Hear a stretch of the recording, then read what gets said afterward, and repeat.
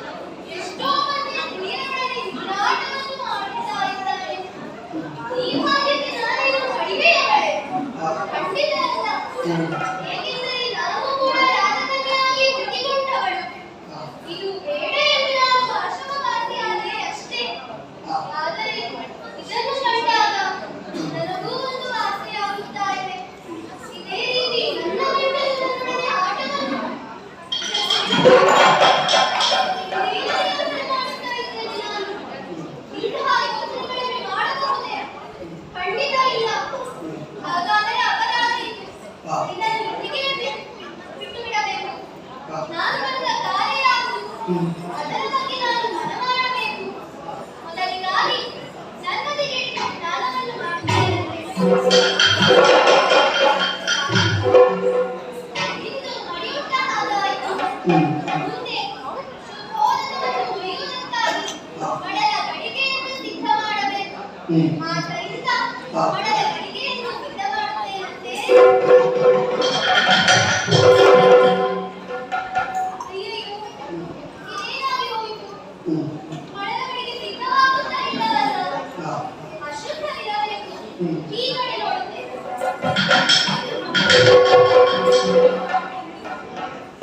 ಇನ್ನೇನು ಕೊರತೆ ಬಂತು ನನ್ನಲ್ಲಿ ಎಂದು ನಾನು ಯೋಚನೆ ಮಾಡುತ್ತಾ ಇದ್ದೇನೆ. ಮಡಲ ಗಡಿಗೆ ಸಿದ್ಧವಾಗುತ್ತಾ ಇಲ್ಲವಲ್ಲ? ಯಾಕೆ ಬಂತು? ಅಲ್ಲ, ಮಡಲ ಗಡಿಗೆ ಸಿದ್ಧವಾಗಲಿಲ್ಲ ಎಂಬುದಕ್ಕೆ ಚಿಂತೆ ಮಾಡುವಂತಹ ಅಗತ್ಯವೇ ಇಲ್ಲ.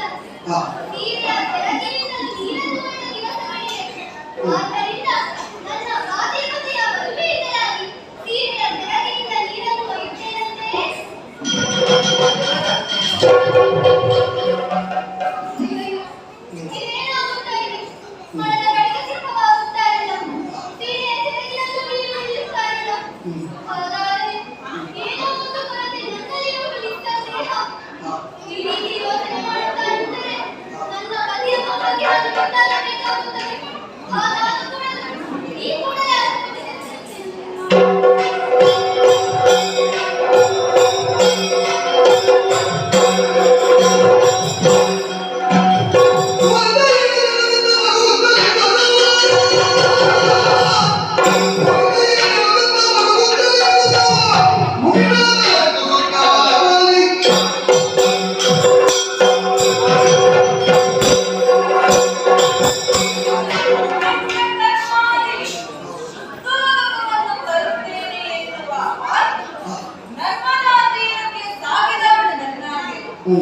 ಸಕಾಲಕ್ಕೆ ಒದಗಿ ಬರಬೇಕಾದವಳು ಈಗ ಬಂದುವುದಿಲ್ಲ.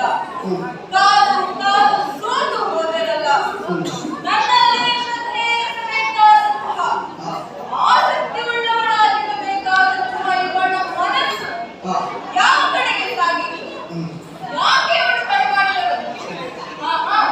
ಸುಮ್ಮನೆ ಕಾಲಹರಣ ಮಾಡುವುದು ಸರಿಯಲ್ಲ.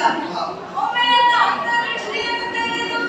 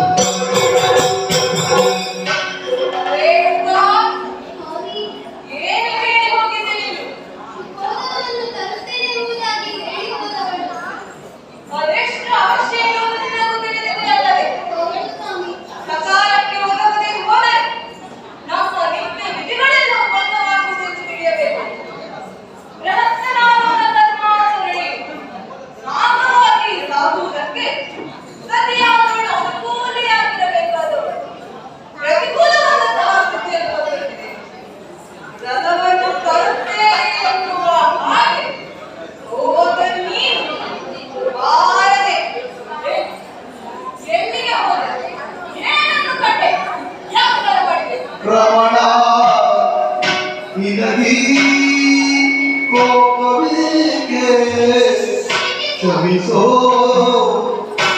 ರಮಣ ನಿನಗೆ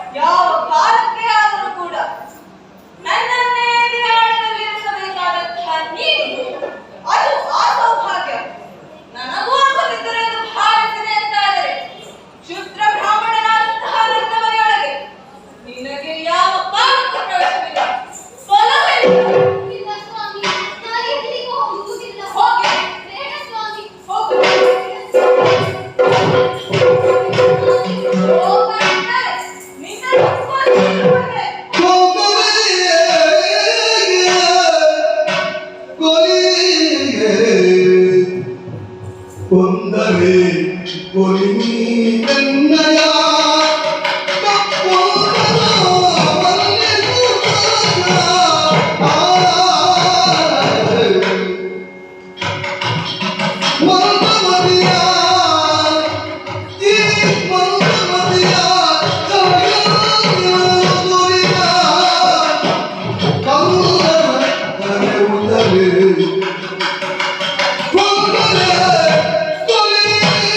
Even the time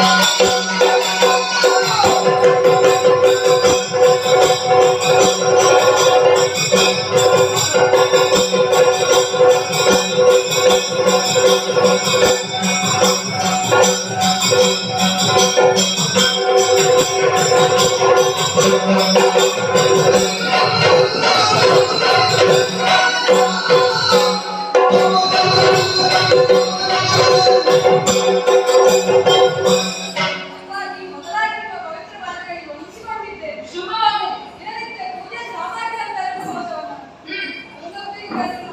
ಹಾ. ಏನು ವಿಚಾರ? ಕೆಲಸ ಎಂದರೆ ಒಳ್ಳೆಯ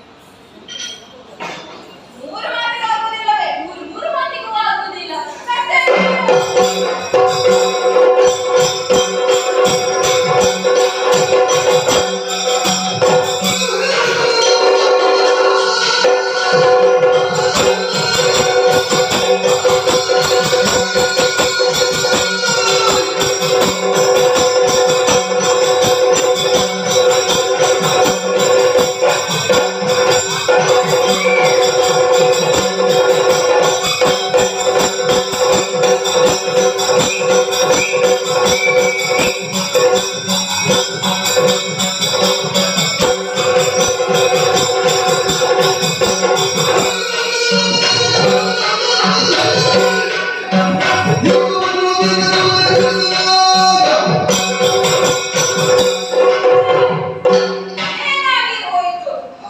ನನ್ನ ಮಕ್ಕಳ ಮೇಲೆ ನನಗೆ ಭರವಸೆ ಇತ್ತು. ನಾನು ಹೇಳಿದ ಕೆಲಸವನ್ನು ಮಾಡುತ್ತಾರೆ ಎಂದು ಮಾಡದೆ ಹತರಾಗಿ ಹೋದರು. ಇನ್ನು ಯಾರಿದ್ದಾರೆ? ಆಹಾ, ಒಬ್ಬನಿದ್ದಾನೆ. ಅವನಿಂದ ಮಾತ್ರ ಈ ಕೆಲಸ ಆಗಲು ಸಾಧ್ಯ. ಅವನ ಅಂತರಾತ್ಮಕ್ಕೆ ತಟ್ಟುವ ಹಾಗೆ ಮೇಲೆ ದೀರ್ಘ ಧ್ವನಿಯಿಂದ ಕರೆಯುತ್ತೇನಂತೆ.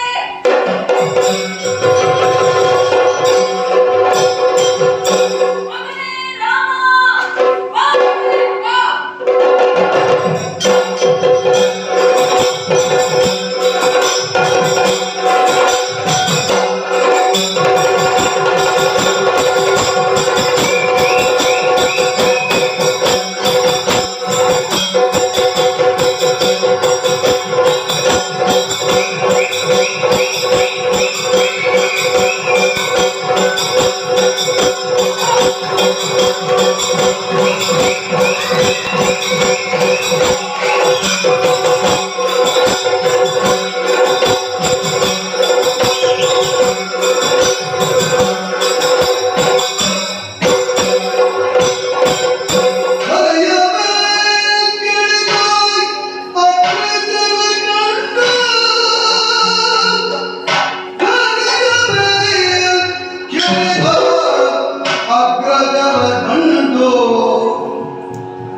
ದುಃಖವಿರುವ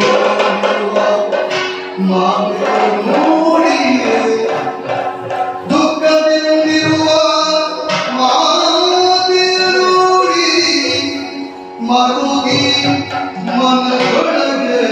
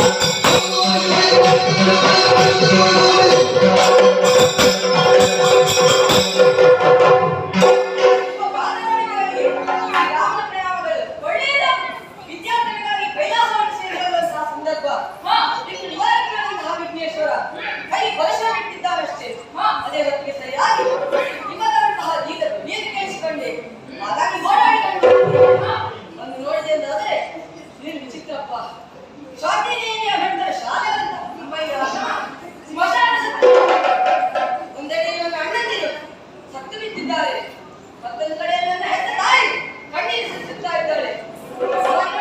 ಕಡೆಯ ಕಾಲದಲ್ಲಿ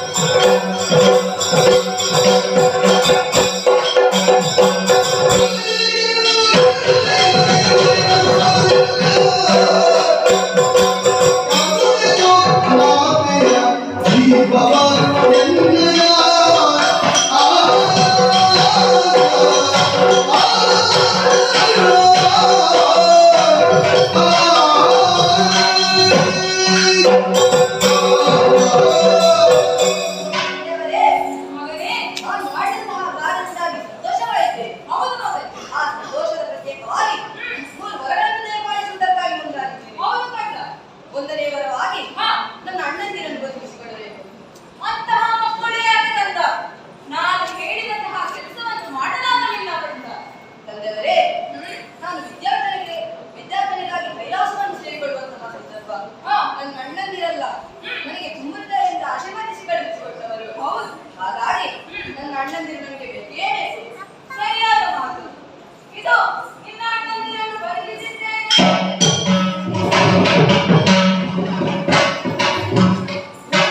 ಆಶೀರ್ವದಿಸಿ ಕಳುಹಿಸಿಕೊಟ್ಟಿದ್ದಾರೆ.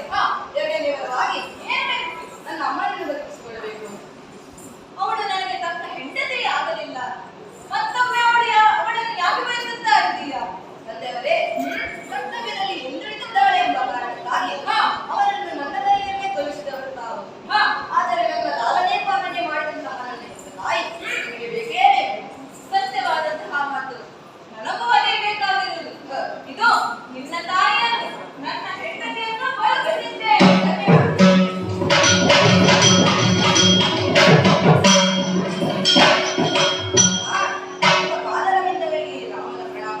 ಶುಭವಾಗಲಿ ಮಗನೇ. ಕಂದ ರಾಮ, ನನ್ನನ್ನು ಪಡೆದುಕೊಂಡ ಬಗೆಹೇಗೆಂದು ಕೇಳಬಹುದೇ ಕಂದ? ಸಂತೋಷಗೊಂಡಂತಹ ತಂದೆಯವರು ಮೂರು ವರಗಳನ್ನು ದಯಪಾಲಿಸುವುದಕ್ಕಾಗಿ ಮುಂದಾದರು. ಒಂದನೇ ವರವಾಗಿ ನನ್ನ ಅಣ್ಣಂದಿರನ್ನು ಬದುಕಿಸಿಕೊಂಡೆ. ಎರಡನೇ ವರವಾಗಿ ನಿಮ್ಮನ್ನು ಬದುಕಿಸಿಕೊಂಡೆ. ನಿಮ್ಮ ಒಂದು ವರ ಹಾಗೇ ಉಳಿದಿದೆ. ಏನು ಕೇಳಬೇಕು, ಯಾವ ದಾರಿಯಲ್ಲಿ ಮುಂದುವರಿಯಬೇಕು ಏನು ಅರ್ಥವಾಗಲಿಲ್ಲಮ್ಮ. ನೀವೇ ದಾರಿ ತೋರಿಸಬೇಕು. ಮಗನೇ ರಾಮ, ವರವನ್ನು ಸದುಪಯೋಗಪಡಿಸಿಕೋ. ಹೆತ್ತ ತಾಯಿಯನ್ನು ಕೊಂದಿದ್ದೀಯ, ಮಾತ್ರ ಹತ್ಯೆ ದೋಷ. ಸ್ತ್ರೀಯಾದಂತಹ ನನ್ನನ್ನು ಕರೆದುದರಿಂದ ಸ್ತ್ರೀ ಹತ್ಯೆ ದೋಷ. ಅದು ನಿನ್ನನ್ನು ಭಾವಿಸಕೂಡದು. ಆ ರೀತಿಯಾಗಿ ವರವನ್ನು ಬೇಡಿಕೋ. ಧನ್ಯವಾದ. ತಂದೆಯವರೇ, ನಾನು ನನ್ನ ಹೆತ್ತ ತಾಯಿಯ ತಲೆಯನ್ನು ಕಳೆದ ಕಾರಣ ನನ್ನನ್ನು ಮಾತೃಹತ್ಯಾ ದೋಷ ಹಾಗೂ ಸ್ತ್ರೀ ಹತ್ಯಾ ದೋಷದಿಂದ ಬಳಲುತ್ತಿದ್ದೇನೆ. ಹಾಗಾಗಿ ನಿವಾರಣೆ ಆಗುವ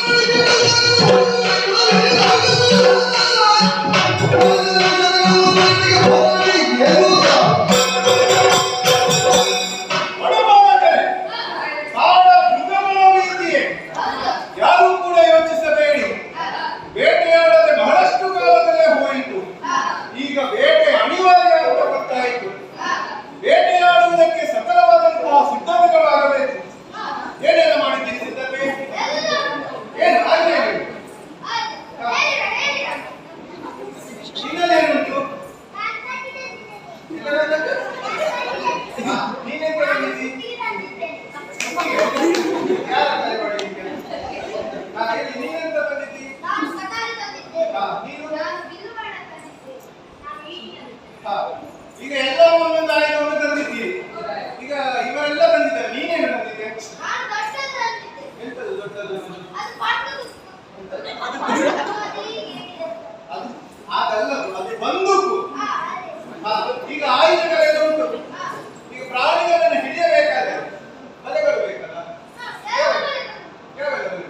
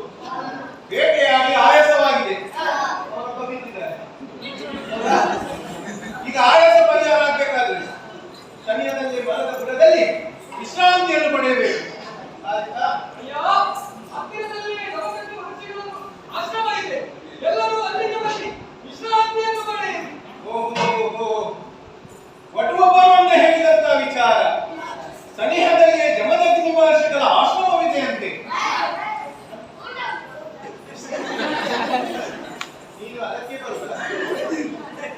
ಊಟ ನಾವು ಕೇಳಿ ಪಡೆಯುತ್ತಿಲ್ಲ, ಅವರಾಗಿ ಕೊಟ್ಟರೆ ಮಾತ್ರ ಊಟ ಉಂಟು. ಆಯ್ತಾ? ನನ್ನನ್ನು ಅನುಸರಿಸಿ ಎಲ್ಲರೂ.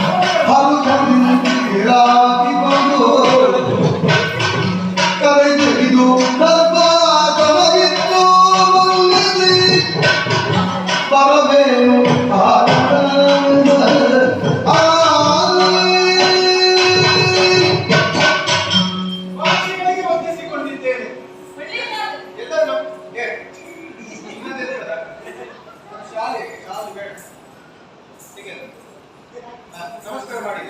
ಮತ್ತೆ ಯಾಕೆ ಆಗ್ತದೆ? ಇಲ್ಲಿ ನೋಡಿ ಅಮ್ಮ ಸೆಗಣಿ ಹಾಕಿದ್ದಾರೆ. ಈ ಅಮ್ಮ ಸೆಗಣಿ ಹಾಕಿದ್ದಾರೆ. ಗೋಮಯ ಪರಿಶುದ್ಧ ಅಲ್ವೇನೋ? ಮೈಗೆ ತಾಗಿದ್ರೆ ಅದು ಔಷಧಿ, ಏನಾಗ್ತಿಲ್ಲ. ನಮಸ್ಕಾರ ಮಾಡು. ಅಯ್ಯ, ಅದು ಸೆಗಣಿ ಹಾಕಿದಲ್ಲಪ್ಪ, ಸೆಗಣಿ ಸಾರಿಸಿದ್ದು. ಸೆಗಣಿ ಸಾರಿಸಬೇಕಾದರೆ ಮೊದಲು ಸೆಗಣಿ ಹಾಕದೆ ಆಗ್ತದೆ. ನಮಸ್ಕಾರ ಮಾಡು. ಸ್ವಾಮಿ ಋಷಿಗಳೇ, ಸ್ವಾಮಿ ಅಮ್ಮನವರೇ, ಸ್ವಾಮಿ ಅಮ್ಮನವರೇ ಬಂದಿದ್ದಾರೆ. ಅದು ಅಮ್ಮನವರ ಅಪಾರ್ಥ ಆಗುದಿಲ್ಲ. ಅವರು ಇವರ ಹೆಂಡತಿ ಅಲ್ವಾ? ಹೌದೌದು, ಅವರ ಅಮ್ಮ ಅಲ್ವಾ? ಹೌದು. ಹಾಗೆ ಅಮ್ಮನವರ ಗಂಡ. ಹಾಗೆಲ್ಲ ಬೇಡ, ಇಂಥವರ ಗಂಡ ಅಂತ ಹೇಳಿದ್ರೆ ಸಾಕು. ಆಯ್ತಾ? ಮಹರ್ಷಿಗಳೇ, ವಂದಿಸಿಕೊಂಡಿದ್ದೇವೆ. ಅರಸ, ನನ್ನ ಆಶ್ರಮವು ನಿಮಗೆ ಸಾಧಕವನ್ನು ಬಯಸುತ್ತದೆ. ಹಾ, ಅಲ್ಲಲ್ಲಿ ಕುಳಿತುಕೊಳ್ಳುವುದಕ್ಕೆ ದರ್ಭಾಸನವೂ ಅಷ್ಟೇ. ಹಾ, ಕುಳಿತುಕೊಳ್ಳಿ. ಹಾ, ಎಲ್ಲರೂ ಕೂತ್ಕೊಳ್ಳಿ. ಏನು ನನ್ನ ಕಾರಣ ಹೀಗೆ ಬಂದಿರೋ ಏನು? ಅಯ್ಯ,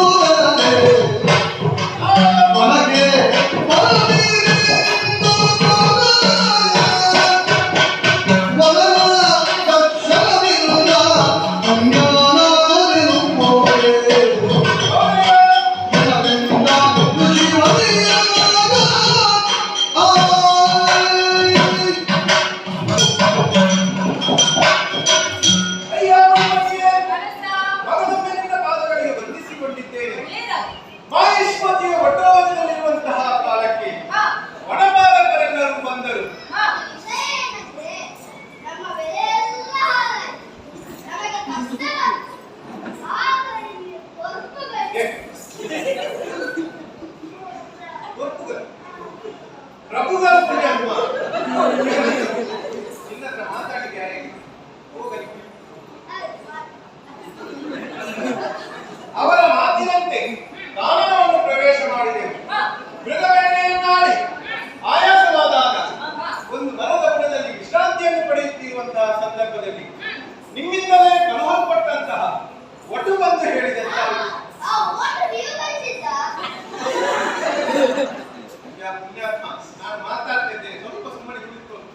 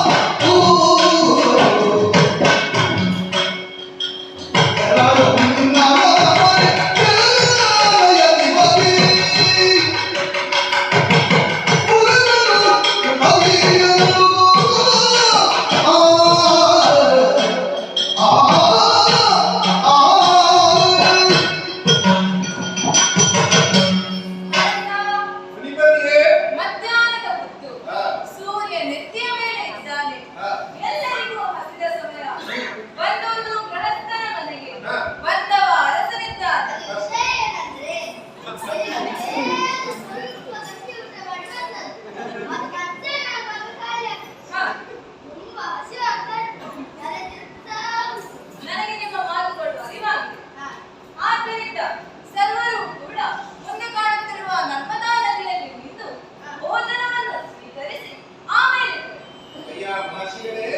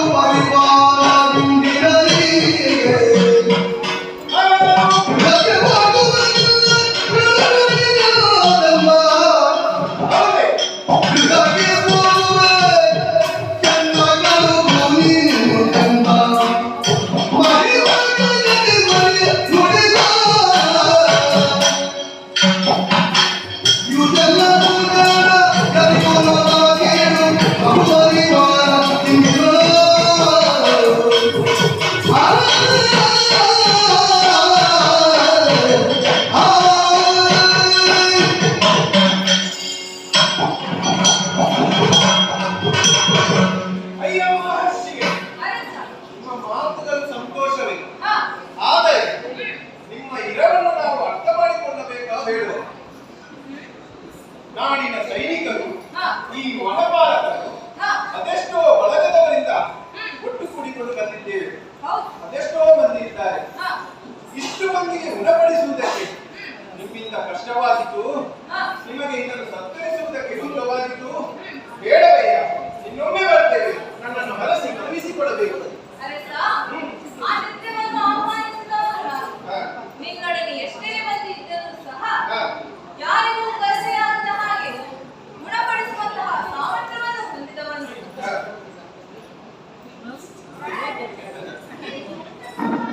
ಯಾಕೆ? ಯಾಕೆ ನಿಮಗೆ ಒಳ್ಳೆಯದು? ಶಾಪೆ ಮನೆಯಲ್ಲಿ ಉಂಟು. ಆದರೆ ಕೋಪದಲ್ಲಿ ಶಾಪೆ ಬರಲಿಲ್ಲ. ಶಾಪ ಕೊಡ್ತಾರೆ. ಆಯ್ತು. ಈಗ ನಾವು ಊಟ ಮಾಡುವ ಅದಕ್ಕಿಂತ ಮುಂಚೆ ಕಾಣುತ್ತಾ ಇದೆ ನರ್ಮದಾ ನದಿ. ಅಲ್ಲಿ ನಿಂತು ಸ್ನಾನ ಮಾಡಿ ಬರಬೇಕು. ಹೌದು ಹೌದು.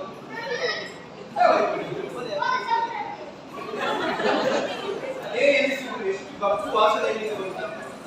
ಇಲ್ಲಿ ಯಾವಾಗ ಏನಾದ್ರು ಸಂಗ್ರಹ ಜೋಕ್ ಮಾಡಿದ್ದ? ಮತ್ತೆ ಅದಾಗುದಿಲ್ಲ. ಇಲ್ಲಿ ಊಟ ಮಾಡ್ಬೇಕಾ? ಊಟ ಬೇಕಾ? ಸ್ನಾನ ಮಾಡಿ ಬರ್ಬೇಕು. ಆಯ್ತಾ? ಹಾ.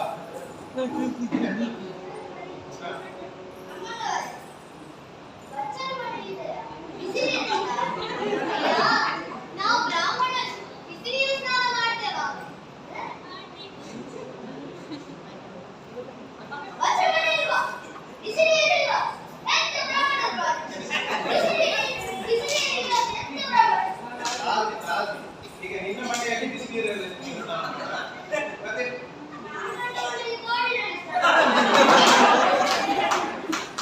ನೀನು ನಿನ್ನ ಮನೆಯಲ್ಲಿ ತೋಡಿನಲ್ಲಿ ಸ್ನಾನ ಮಾಡು. ಬೇರೆ ಕಡೆ ಹೋದ್ರೆ ನಿನಗೆ ಬಚ್ಚಲ ಮನೆ ಬಿಸಿ ನೀರು ಬೇಕು. ಇದೆಲ್ಲ ಇಲ್ಲಿ ಅದೆಲ್ಲ ಇಲ್ಲ. ನದಿಯಲ್ಲಿ ಸ್ನಾನ ಮಾಡಿದ್ರೆ ಮಾತ್ರ ಊಟ ಆಗುತ್ತಾ? ಬನ್ನಿ ಎಲ್ಲ ಬನ್ನಿ.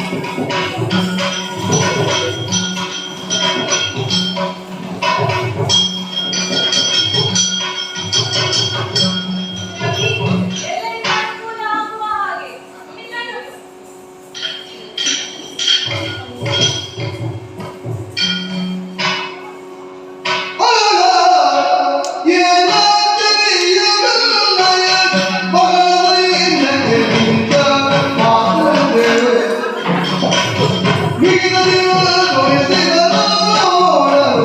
Maria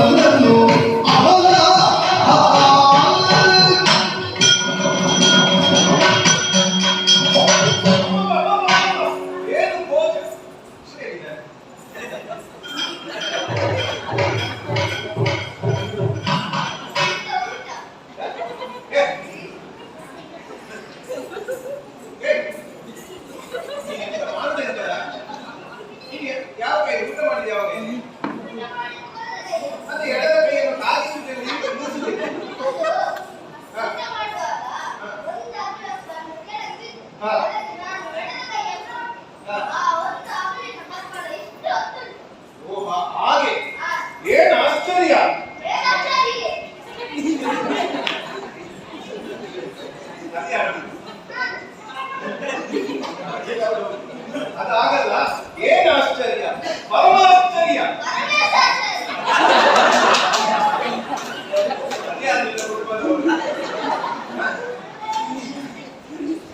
ಪರಮಾಶ್ಚರ್ಯ. ಏನು ಭೋಜನ, ಏನು ರಸಾಯನ, ಏನು ಪಾನಕ, ಏನು ಎಂತಹ ಭಕ್ಷ್ಯ.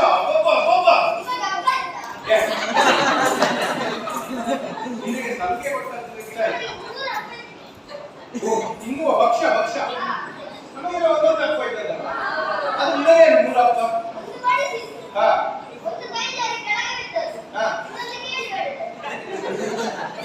ಬಂದ್ರೆ ನನ್ನ ಮನೆಯಲ್ಲಿ ತೆಗಿ ಇಲ್ಲಿ ಅದೆಲ್ಲ ಇಲ್ಲಿ. ಈಗ ಸಂದೇಹ ಉಂಟಲ್ಲ, ಇಷ್ಟು ಮಂದಿಗೆ ಏಕಕಾಲದಲ್ಲಿ ಉನ್ನಪಡಿಸುವುದಕ್ಕೆ ಹೇಗೆ ಸಾಧ್ಯ?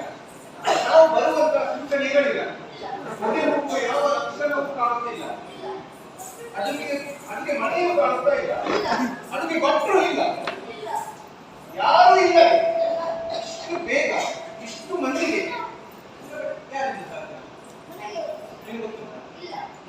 ನನಗೆ ಗೊತ್ತಿಲ್ಲ.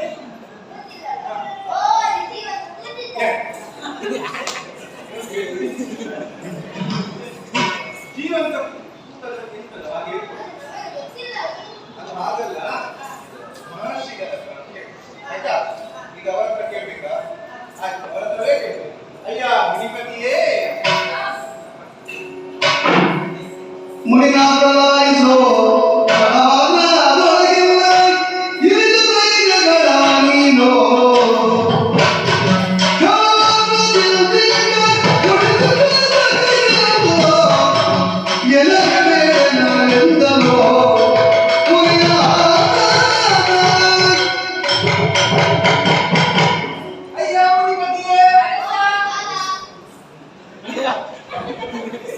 ಮುನಿಪಾಲ. ಈಗ ನಿಮ್ಮ ಮಧ್ಯದಲ್ಲಿ ಮಾತಾಡಿಗೆ ಯಾರಿಲ್ಲ, ನಾನು ಮಾತಾಡ್ತೇನೆ. ಅಯ್ಯ ಮುನಿಪತಿಯೇ, ನಿಮ್ಮ ಭೋಜನದಿಂದ ನಾವೆಲ್ಲರೂ ಸಂತೃಪ್ತಗೊಂಡಿದ್ದೇವೆ. ಎಲ್ಲರಿಗೂ ಹೊಟ್ಟೆ ತುಂಬ ಊಟ ಮಾಡಿದ್ದಾರೆ. ಲೋಕದಲ್ಲಿ ಒಂದು ನುಡಿ ಇದೆ, ಊಟ ಮಾಡುವುದಕ್ಕೆ ಒಂದು ಸಮಸ್ಯೆ. ಇಲ್ಲಿ ಹಾಗಲ್ಲ, ಊಟ ಮಾಡಿದ ಮೇಲೆ ಒಂದು ಸಮಸ್ಯೆ. ಇಷ್ಟು ಮಂದಿಗೆ ಏಕಕಾಲದಲ್ಲಿ ನೀವು ಉಣಪಡಿಸಿದ್ದೀರಿ, ಇದು ಹೇಗೆ ಸಾಧ್ಯವಾಯಿತು ಎನ್ನುವ ಪ್ರಶ್ನೆ ನಿಮ್ಮಲ್ಲಿ. ಹೇಗೆ ಹೇಳ್ತೀರಾ? ಜನಬಾ ಕೇಳಯ್ಯ ಎಷ್ಟ ಮನದಿಂದ ಅಲಿವೀಶ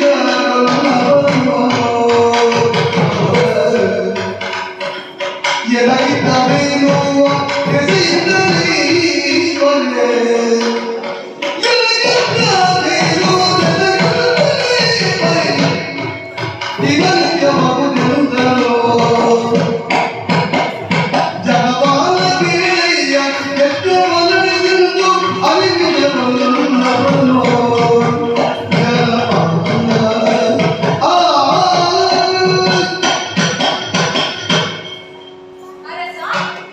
ಲೋಕದ ಹಿತಕ್ಕಾಗಿ ಸದಾ ಯಾಗ ಯಜ್ಞವನ್ನು ನಡೆಸುವವರು, ಯಾಗದಾಮೆಯನ್ನು ಉಂಟಂತಹ ದೇವತೆಗಳೆಲ್ಲರೂ ತೃಪ್ತರಾಗಿ ದೇವದೇವನ್ನೇ ನನಗೆ ದಾನವಾಗಿ ನೀಡಿದ್ದಾರೆ.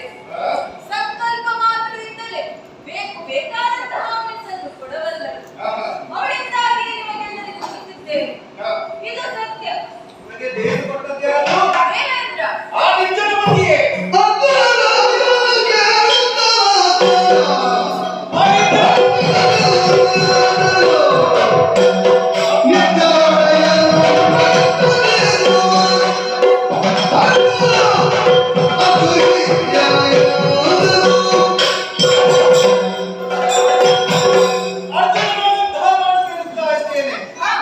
ನನ್ನ ಆಲೋಚನೆಗೆ ಒಳಪಟ್ಟಂತಹ ಭೂಪ್ರದೇಶದಲ್ಲಿ ಕಾಲವನ್ನು ಕಳೆಯುವವರು ನೀವು. ಋಷಿಮುನಿಗಳಿಗೆ ಬೇಕಾದಂತಹ ವಸ್ತುಗಳನ್ನು ಕಾಲಕಾಲಕ್ಕೆ ಕೊಡುತ್ತಾ ಬರುತ್ತಾ ಇದ್ದೇನೆ. ಅದನ್ನು ಪಡೆದುಕೊಂಡು ಯಾಗ ಯಜ್ಞಾದಿಗಳಲ್ಲಿ ತೊಡಗಿಸಿಕೊಂಡವರು ನೀವು. ಈಗಿರುವಾಗ ಆ ದೇವೇಂದ್ರ ಬಂದು ನಿಮಗೆ ದೇಹವನ್ನು ಕೊಡುವಾಗ ನನ್ನಲ್ಲಿ ಕೇಳಲು ಪಡೆದಿದ್ದೀರಿ. ಈ ಹೊತ್ತಿಗೆ ಆ ನಿರ್ಜನಪತಿ ನನ್ನ ರಾಜಕೀಯದಲ್ಲಿ ಅಕ್ಷತ್ಯಪವನ್ನು ಮಾಡಿದ್ದಾನೆ ಎಂದರ್ಥ. ಹಾಗಾದರೆ ಈ ದೇವೇಂದ್ರ ಈ ಸುರದೇವನನ್ನು ಕೊಡುವಾಗ ಅದು ರತ್ನ ಸದೃಶವಾದಂತಹ ದೇವು, ಇದು ನಮ್ಮ ಅರಮನೆಯಲ್ಲಿರತಕ್ಕದ್ದು. ಹಾಗಾಗಿ ಈ ದೇವವನ್ನು ನನಗೆ ಒಪ್ಪಿಸು. ದಾನವಾಗಿ ಕೊಟ್ಟದ್ದನ್ನು ಹಾ. ಮತ್ತೊಬ್ಬರಿಗೆ ದಾನವಾಗಿ ನೀಡಲು ಸಾಧ್ಯವಿಲ್ಲ. ಆಹಾ. ನಿನಗೆ ಬೇಕೇ ಎಂದಾದರೆ ಹಾ. ಇನ್ನೊಂದು ಯಾಗವನ್ನು ಮಾಡಿ ಹಾ. ಅವನಿಂದಲೇ ಪಡೆದುಕೋ. ಹಾ. ಇದನ್ನು ಮಾತ್ರ ಕೊಡಲಾರೆ.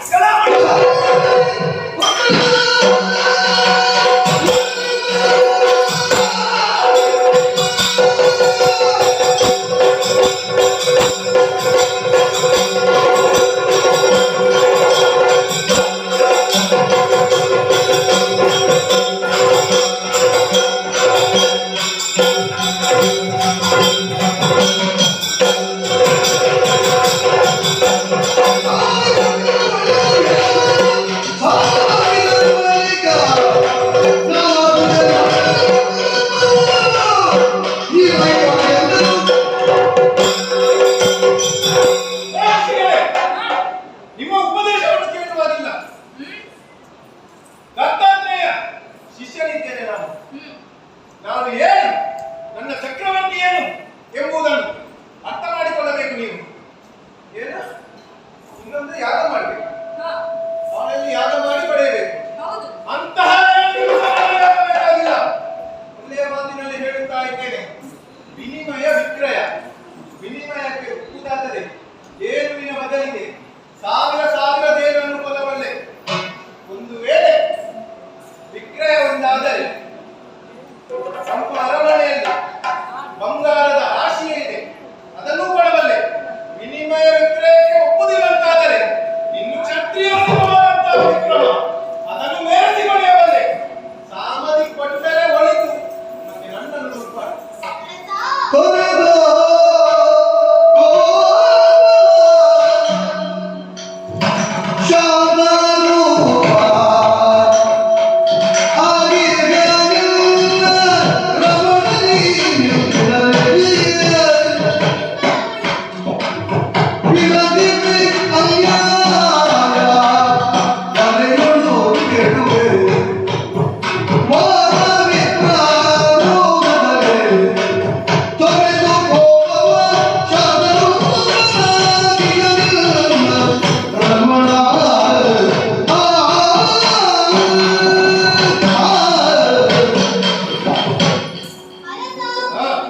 ನೀನು ಚಕ್ರವರ್ತಿ ಇದ್ದೀರಾ?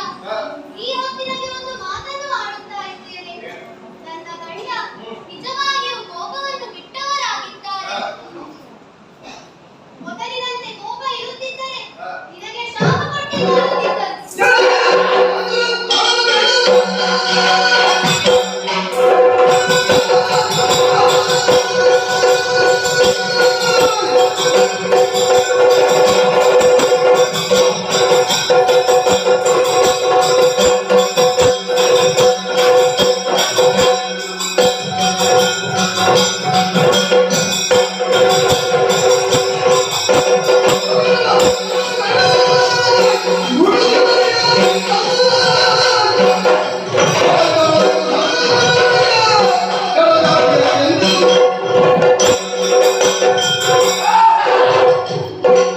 ಇವಳ ಬೆಳಗಿನ ಮಾತೆ. ಇವಳು ಯಾರು? ನನಗೆ ಉಪದೇಶ ಮಾಡುವುದಕ್ಕೆ ಬರ್ತಾರೆ. ಇವಳು ಯಾರು? ಬ್ರಾಹ್ಮಣ ಕನ್ಯೆ. ಆಹಾ, ರಾಜಕನ್ಯೆ. ಇವಳು ರಾಜಕನ್ಯೆ, ರೇಣುಕಾ ಮಹಾರಾಜನ ಮಗಳು. ಅಪ್ಪ ಇವಳ ಸೊಕ್ಕೆ. ಒಂದು ಕಾಲದಲ್ಲಿ ಸ್ವಯಂವರವನ್ನು ಏರ್ಪಡಿಸಿದಾಗ ಚಕ್ರವರ್ತಿಯಾದಂತಹ ನಾನು ಹೋಗಿದ್ದೆ. ನನಗೂ ಆಮಂತ್ರಣವಿತ್ತು. ಇವಳು ವರ್ಣಮಾಲಿಕೆಯನ್ನು ಕೈಯಲ್ಲಿ ಹಿಡಿದು ನನ್ನ ಮುಂದೆ ಬಂದು ನಿಂತು ಏನು ಹೇಳಿದ್ದು? 1000 ಕೈಯುಳ್ಳ ಹುಳ.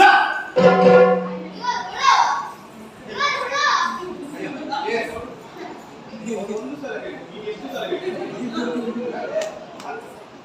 ಇರಲಿ ಬಿಡು. ನನ್ನನ್ನು ತಿರಸ್ಕರಿಸಿದ್ರೆ ಏನಂತೆ? ಮುಂದೆ ಹೋಗಿ ಇವಳು ಆ ವರ್ಣಮಾಲಿಕೆ ನಾಚಿದ್ಯಾರೆ ಈ ಬಡ ಜೋಗಿಗೆ ಅಂತ ಹೇಳ್ತಾರೆ. ನನ್ನ ಗಂಡ ಹಾಗೆ, ನನ್ನ ಗಂಡ ಕೋಪ ಬಿಟ್ಟವ. ಕೋಪ ಬಿಟ್ಟರೆ ಯಾರಿಗೆ ಒಳ್ಳೆಯದು? ನಮಗೆ ಒಳ್ಳೆಯದ? ಅವನಿಗೆ ಒಳ್ಳೆಯದು, ಹೌದಲ್ವ? ಕೋಪ ಬಿಟ್ಟಿದ್ದಾನೆ ಅವನು. ಇವಳ ಮಾತು ನಿಶ್ಚಿತ ಕಾಣುತ್ತಾ ಇದೆ. ಹೊರಗೆ ಹಗ್ಗ ಹಾಕಿ ಎಳೆದು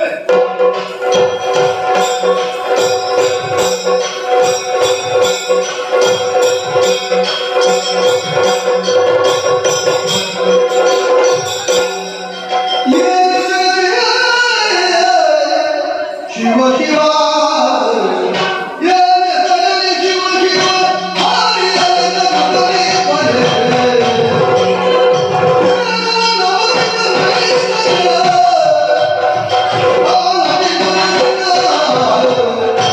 ಶಿವ ಅಯ್ಯೋ, ಏನಾಗಿತ್ತು ಎಂದು, ಏನು ಮಾಡಲಿ ಎನ್ನುವ ಹಾಗೆ ತಲೆಬಡಿಯುವ ಸ್ಥಿತಿ ಬಂತು. ಒಂದು ವೇಳೆ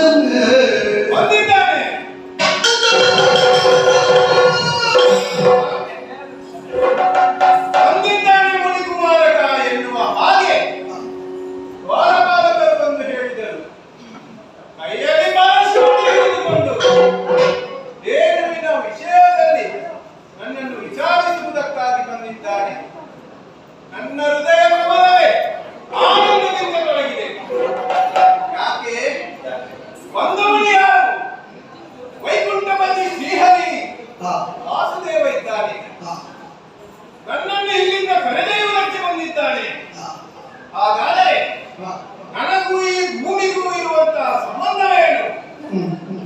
ನಾನು ಇಲ್ಲಿಯವಳೆ. ಒಂದು ಕಾಲದಲ್ಲಿ ಪರಮ ವೈಕುಂಠವಾದಂತಹ ವೈಕುಂಠದಲ್ಲಿ ಶ್ರೀಹರಿಯ ಕರದಲ್ಲಿ ಆರಾಧಿಸುವಂತಹ ಸುದರ್ಶನನೇ ನಾನಾಗಿದ್ದೆ. ಆ ಕಾಲಕ್ಕೆ ನನ್ನಲ್ಲಿ ಅಹಂಕಾರ ಎಂಬುದು ತುಂಬಿಕೊಂಡಿತು. ನಮ್ಮ ದೇವರಲ್ಲಿಯೇ ನನ್ನ ಅಹಂಕಾರವನ್ನು ತೋರಿಸಿಕೊಂಡೆ. ಪರಿಣಾಮವಾಗಿ ಒಪ್ಪಿತಗೊಂಡಂತಹ ಶ್ರೀಮನ್ನಾರಾಯಣ ಘೋರವಾದಂತಹ ಶಾಪವನ್ನೇ ಕೊಟ್ಟಿರುತ್ತದೆ. ಇನ್ನು ಮುಂದಕ್ಕೆ ಮಾನವನಾಗಿ ಭೂಲೋಕದಲ್ಲಿ ಹುಟ್ಟುವೆ ಎನ್ನುವ ಹಾಗೆ ಅವನ ಶಾಪದಿಂದಲಾಗಿ ಒಮ್ಮೆ ದಿಗ್ಭ್ರಮೆಗೊಂಡವನು ನಾನು. ಕಾಡಿ ಬೇಡಿಕೊಂಡೆ. ಅವನ ಪಾದಮೂಲದಲ್ಲಿ ನನ್ನ ಕಣ್ಣೀರ ಧಾರೆಯನ್ನೇ ಸುರಿಸಿ ನನ್ನನ್ನು ದೊರೆಯಬೇಡ ಪ್ರಭು ಎನ್ನುವ ಹಾಗೆ ಬೇಡಿಕೊಂಡೆ. ಕರಗಿದಂತಹ ಶ್ರೀಹರಿ ಒಂದು ಮಾತನ್ನು ಹೇಳಿದರು.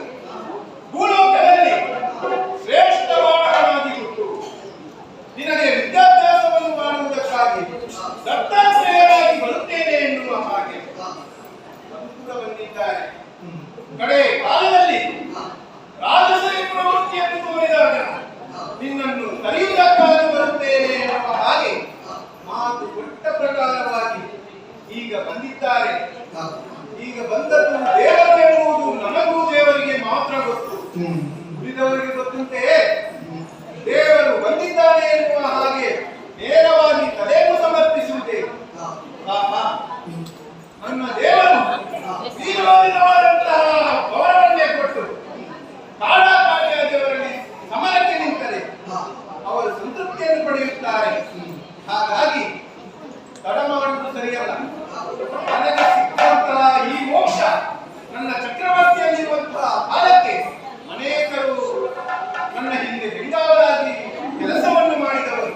ಅವರಿಗೂ ಕೂಡ ಈ ಮೋಕ್ಷವನ್ನು ಕರುಣಿಸುವುದು ನನ್ನ ಧರ್ಮ. ಹಾಗಾಗಿ